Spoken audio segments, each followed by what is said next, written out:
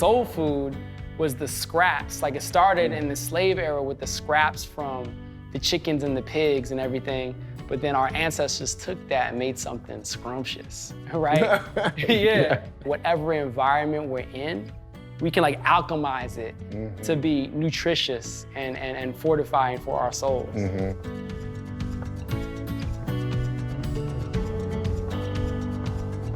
My name is Ansa Achea, and I'm an American citizen of Ghanaian descent. I'm also an actor, an artist, director, and educator. I'm taking a trip across the state to meet our neighbors, learn what brings us together as Minnesotans, and celebrate the ways in which our distinct cultures lay the foundation for healthy living. In this video, I'm meeting with members of the Black community. This moment is our inauguration.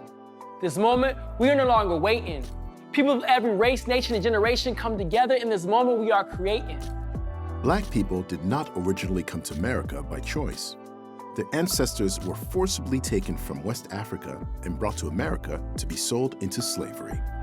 Their cultural connections to Africa was severed, and they were thrust by white owners into generations of chattel slavery.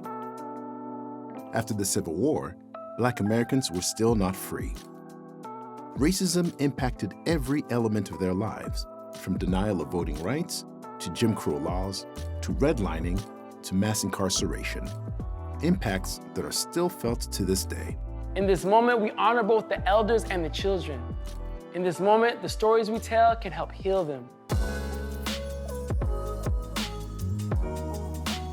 What makes Minneapolis or the Twin Cities home for you, especially in the north side? This is the place that welcomed us. You know, when my mother, like, literally escaped Chicago. We had a tragedy in our home, and, like, I woke up and I was under the Lowry Tunnel, looking at the Basilica. Wow. She said, we're leaving, we're going to Minneapolis, and we were like, what's Minneapolis? She said, Prince lives there. So we came to Minneapolis. I was born and raised in North Minneapolis, so this theater means a lot to me because, like, this is where I came as a young person to actually see movies when it was a movie theater. When I was in second grade, we didn't have integration, and we were segregated just like they were in the South. So I was bused from my North Minneapolis neighborhood. I was a great reader. I loved school. I go to school. The crowd grew, and I sat on my seat, and no sooner had I sat down, a brick smashed through the window in front of me. Second grade, first day of school. Second grade, first day of school, 1975. And that devastated me. Because a second grade brain is like, first of all, I thought they're gonna kill me. Second, like, what's wrong with me that they would do that? I survived in a sense, but that started being on a downward spiral. So I would say it was a pinnacle moment in my life. It led to some of my rage and my liberation. The Black community has also experienced medical racism. They have been exploited in medical experimentation and research, from the development of gynecology to the Tuskegee experiment to systematically undertreating Black Americans for pain.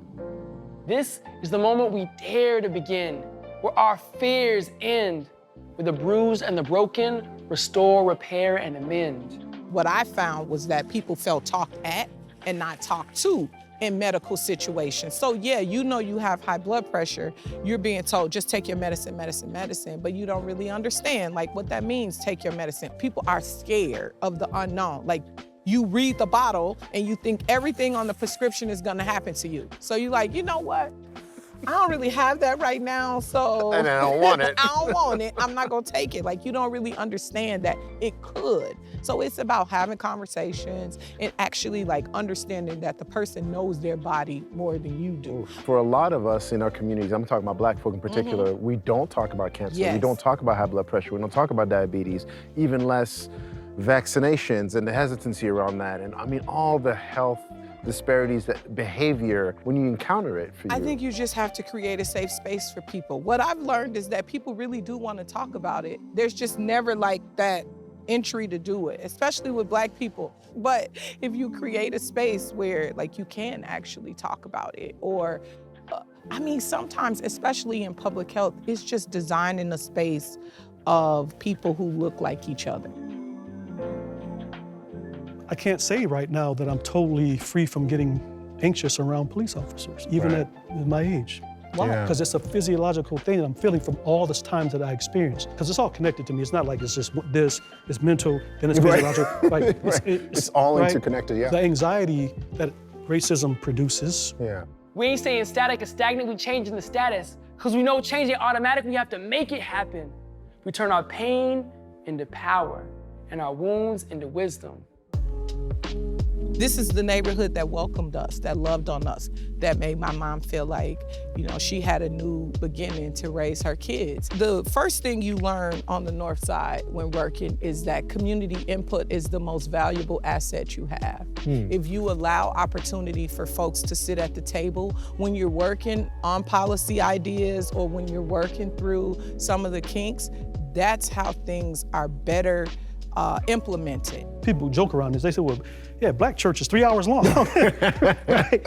But now I get it. They can say that's cultural, but I actually know why now. It was the only time where people could come together in a non-judgmental environment and deal with their body trauma. All the shouting that would happen and all the, because you would see tears, you would see people shouting. Everything. My mother and her, our ancestors, they did these things because it was a way of knowing and dealing with this real physiological thing that was going on. I'm like, yo, we gotta address these things head on. Like systemic barriers or whether they're personal barriers, let's talk about it. Let's shed the light on it. Let's get down to the nitty gritty to uproot it, because it may be awkward and uncomfortable and messy to do that, but ultimately on the other side, there's so much joy and beauty and freedom to experience. And that's what I wanna get to. That's my driving motivation. Overcoming generational trauma day after day, Black Americans continue to create hope and healing for themselves and the world. I'm the type of person who cares a lot about freedom of expression and be able to be our full selves and whole selves. And then I would realize throughout my life, I would bump up against barriers, right? And limitations, whether those were limitations outside of myself that systems or other people created, or whether there were limitations even within my own self, where I internalized doubt and insecurities and imposter syndromes and all these things. I don't want to have barriers on my life. I want to live as free and as fully and authentically as I possibly can. And I want other people to have that space as well. Inspirational, unwavering, bold, confident, inclusive. We are the music that keeps the movement moving. We are the students of the revolution. We are the past, present, and the future. We put the us in justice and the soul in solution.